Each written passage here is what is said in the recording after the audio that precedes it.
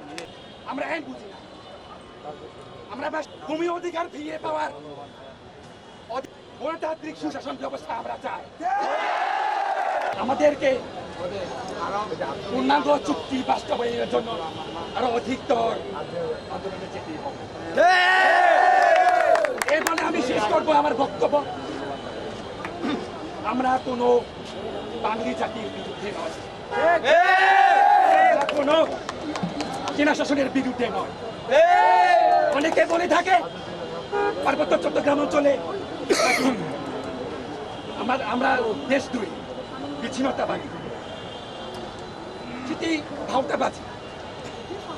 আমরা চেয়েছি সব সময় সবটা পার্বত্য অঞ্চলে স্থায়ী বাঙালিও থাকবে, পাহাড়িও থাকবে, ক্যান্টনমেন্ট থাকবে, সেনাবাহিনী থাকবে, পুলিশ হেডকোয়ার্টার থাকবে। এতে বাঙালিদের অস্থায়ী বাঙালি জেলার বাঙালিদের কি সমস্যা?